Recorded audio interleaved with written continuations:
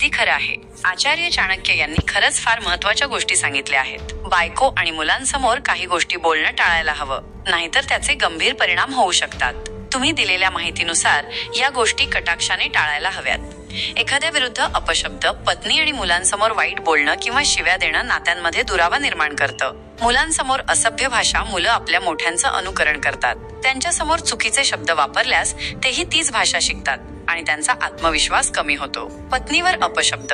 पत्नीला लक्ष्मीचं रूप मानलं जातं आणि तिचा अपमान केल्यास घरात नकारात्मकता येते. नकारात्मक बोलणं आणि टोचून बोलणं. सतत नकारात्मक गोष्टी बोलत राहिल्यास किंवा जुन्या गोष्टी काढून टोचून बोलल्यास घरात तणाव वाढतो आणि नातं कमजोर होतं.